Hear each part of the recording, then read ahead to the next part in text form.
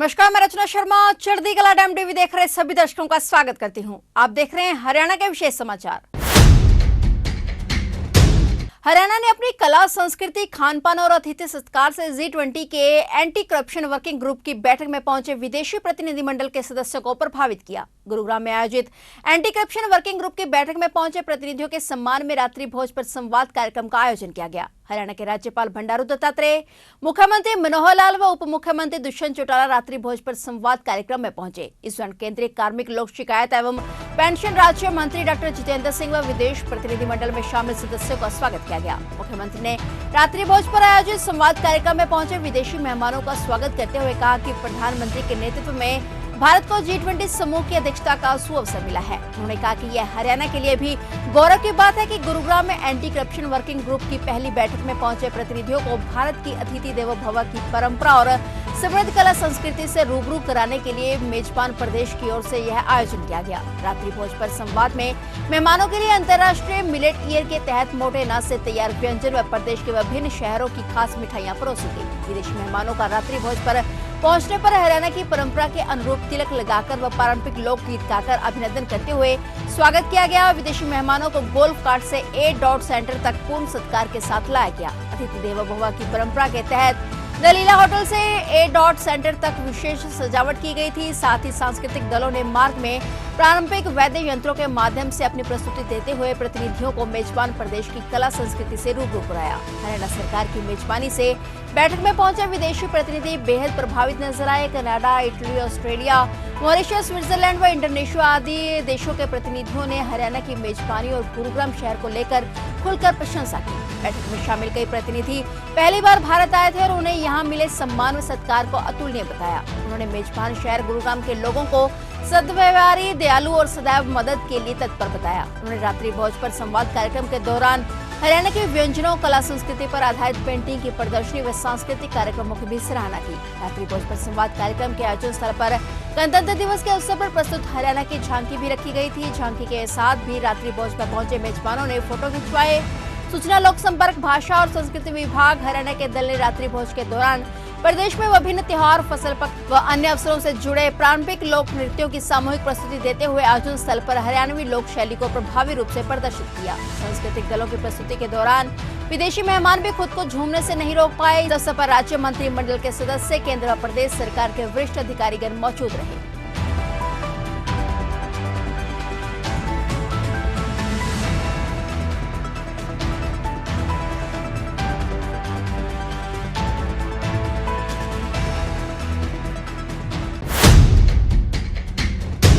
मुख्यमंत्री मनोहर लाल से हरियाणा भवन नई दिल्ली में हाल ही में ब्रिटेन के पूर्व प्रधानमंत्री टोनी ब्लेयर ने शिष्टाचार मुलाकात की। मुख्यमंत्री ने टोनी ब्लेयर का गर्मजोशी के साथ स्वागत किया। इस दौरान स्वास्थ्य और बुनियादी सुविधाओं जैसे विषयों पर परस्पर सहयोग करने और नई संभावनाओं को तलाशने पर चर्चा हुई। पूर्व प्रधानमंत्री ने मुख्यमंत्री मनोहर लाल को आश्वासन दिया कि उनकी संस्था Tony Blair faith foundation Haryana में स्वास्थ्य क्षेत्र में सहयोग करेगी। इस मौके पर मुख्यमंत्री मनोहर लाल ने बताया कि राज्य सरकार प्रदेश में तृतीय स्तर की स्वास्थ्य सुविधाएं मुहैया करवा रही है। हर जिले में हर जरूरतमंद को स्वास्थ्य सुविधाएं मिले, इसके लिए भी आयुष्मान भारत योजना तथा चिरायु हरियाणा योजना चलाई जा रही है। उन्होंने कहा कि हरियाणा सरकार प्रदेश के सभी जिलों में एक मेडिकल कॉलेज और नर्सिंग कॉलेज खोल रही है, जिससे न केवल डॉक्टरों की कमी पूरी होगी बल्कि स्वास्थ्य सुविधाएं भी सुदृढ़ होंगी। उन्होंने कहा कि टोनी ब्लेयर फेथ फाउंडेशन के सहयोग से प्रदेश में स्वास्थ्य क्षेत्र में और विस्तार होगा और स्वास्थ्य सुविधाएं सुदृढ़ होंगी। मुख्यमंत्री ने कहा कि हरियाणा सरकार ने अपनी अनेक योजनाओं को सूचना प्रौद्योगिकी के साथ जोड़ा है, जिसके चलते नागरिकों तक योजनाओं व सेवाओं का त्वरित लाभ पहुंचना सुनिश्चित किया गया है। उन्होंने टोनी ब्लेयर को बताया कि राज्य सरकार ने सरकारी कार्यों में IT का उपयोग करते हुए एक नया प्रयोग किया है। हमने राज्य में रह रहे हर परिवार को एक इकाई मानते हुए परिवार पहचान पत्र बनाया है।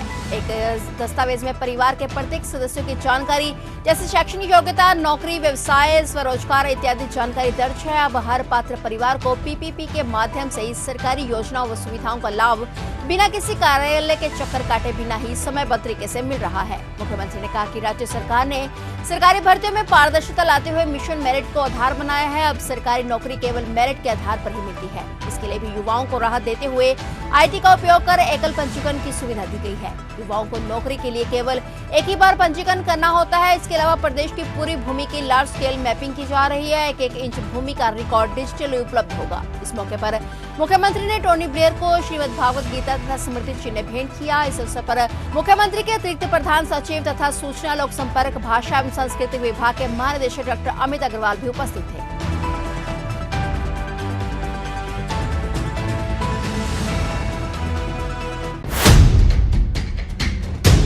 हरियाणा के मुख्यमंत्री मनोहर लाल ने कहा कि वर्तमान राज्य सरकार मनुष्य निर्माण पर भी ध्यान दे रही है और इसी कड़ी में शिक्षा में नैतिकता और इतिहास की अच्छी बातों को आगे बढ़ाने पर फोकस किया जा रहा है। यह कथन मुख्यमंत्री मनोहर लाल ने दिल्ली विश्वविद्यालय के खेल परिसर के बहुउद्देशीय हाल में आर्ट ऑफ लिविंग और दिल्ली विश्वविद्यालय के सौजन्य से आयोजित ध्यान और मानसिक स्वास्थ्य पर विशेष व्याख्यान हर घर ध्यान कार्यक्रम में बतौर विशिष्ट अतिथि उपस्थित जनों को संबोधित करते हुए कहे। इस कार्यक्रम में आर्ट ऑफ लिविंग के संस्थापक पद्म विभूषण श्रद्धेय गुरुदेव श्री श्री रविशंकर जी महाराज मुख्य अतिथि के रूप में उपस्थित थे।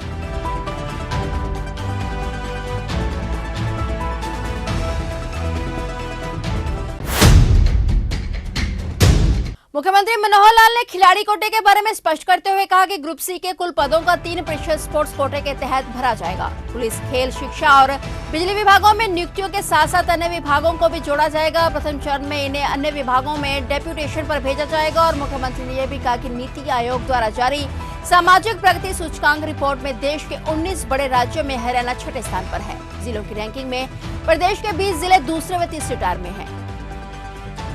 एक विषय है खिलाड़ियों के कोटे का। खिलाड़ियों कोटे में इतना ही कह रहा हूं कि इसमें तो शायद कोई कंफ्यूजन हो गया है कि हम केवल 4 विभागों में ग्रुप सी को 3% देंगे, बाकी नहीं देंगे। ऐसा नहीं है। नोटिफिकेशन क्या है मैं बता रहा हूं नोटिफिकेशन कि जितनी ग्रुप सी की नौकरियां होंगी, जो भी पिछले साल में ग्रुप सी की नौकरियां दी गई हैं, उसके अनुपात में जनवरी में ही 3% उसका टोटल सी का वो संख्या एडवर्टाइज की जाएगी। और उनको नियुक्तियां 4 विभागों में इसलिए दी जाएंगी कि स्पोर्ट्स पर्सन जो अपनी योग्यता के आधार पर आगे आ रहा है, उसकी योग्यता, पहली योग्यता स्पोर्ट्स की है। और स्पोर्ट्स में उसका काम कितना उपयोग सरकार कर सकती है, वो या तो होम डिपार्टमेंट में कर सकते हैं, वहां स्पोर्ट्स की गतिविधियां हैं, या स्पोर्ट्स डिपार्टमेंट में कर सकते हैं, या एजुकेशन में कर सकते हैं, या हमारा स्पोर्ट्स का बड़ा ग्रुप है पावर डिपार्टमेंट में, वहां भी खेल कूद होते हैं। इसके अलावा भी जो डिपार्टमेंट्स खेलों में आगे बढ़ने के लिए अपनी टीमें बनाएंगे, उनको प्रारंभ में तो इसी में से डेपुटेशन पर देंगे। और अगर किसी डिपार्टमेंट ने स्थायी खेलों में से, खिलाड़ियों में से कुछ अगले कोच बनाने या कुछ और काम करने उसकी डिमांड करेंगे, तो वो कोच वहां सैंक्शन करके फिर 4 में 5, 6, 7 यूं जुड़ेंगे। आज की डेट में 4 विभाग ऐसे हैं, नंबर वही रहेगा जो ग्रुप सी का 3% है। एक विषय कल हमारे विधायक महोदय ने उठाया था, एसपीआई रैंकिंग। नीति आयोग के द्वारा साल में एक बार एसपीआई रैंकिंग कराई जाती है और उस रैंकिंग में कम से कम 100 पैरामीटर्स होते हैं। तो 1-2 नहीं होते हैं, अलग अलग चीजों में अलग अलग। और बाद में फिर कंपोजिट होता है। अब जब कंपोजिट होता है, वो एक एवरेज सबका लिया जाता है।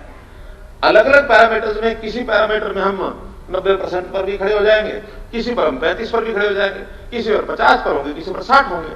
लेकिन जो कंपोजिट रैंकिंग है, जिस भी बंधु ने विषय उठाया, मुझे ध्यान नहीं आ रहा किसने उठाया, इसको इस ढंग से देखना चाहिए कि जो कंपोजिट है उसमें जो बड़े प्रदेश हैं, 19 बड़े प्रदेश हैं देश के। छोटे प्रदेशों का अपना एक सिस्टम रहता है, उनकी कैटेगरी अलग बनती है। लेकिन इसमें 19 में हम 6ठे स्थान पर हैं। हमारे से आगे तमिलनाडु, केरला, जम्मू कश्मीर, पंजाब, कर्नाटक, ये 5 हमारे से ऊपर है, 6ठे हम हैं। और इसके बाद 13 हमारे से पीछे हैं। और 13 हमारे से पीछे, उनके मैं नाम बताना चाहूंगा। उसमें गुजरात है, आंध्र प्रदेश है, वेस्ट बंगाल है, तेलंगाना है, छत्तीसगढ़ है, महाराष्ट्र है, राजस्थान है, यूपी है, उड़ीसा है, मध्य प्रदेश है, आसाम है, बिहार है, झारखंड है। ये प्रदेश हमसे पीछे हैं। एक एसपीआई रैंकिंग होती है, स्टैटिस्टिकल प्रोग्रेशन इंडेक्स होता है। अगर जिलानुसार भी उसमें रैंकिंग है, जिलानुसार में 6 उसमें टायर हैं, 6 टीयर्स, टीयर 1, 2, 3, 4, 5, 6। उसमें जिले देश भर के वो आंके गए हैं। तो हम फर्स्ट टीयर में तो हमारा कोई जिला नहीं है, लेकिन सेकंड और थर्ड टीयर में हमारे उसमें से 20 जिले हैं। टीयर 2 में 8 जिले हैं, टीयर 3 में 12 जिले हैं, 4 में 1 है, 5 में 1 है। तो ये थे हरियाणा के विशेष समाचार और नए समाचारों के साथ फिर से हाजिर होंगे। तब तक के लिए देखते रहिए चढ़ती कला टाइम टीवी।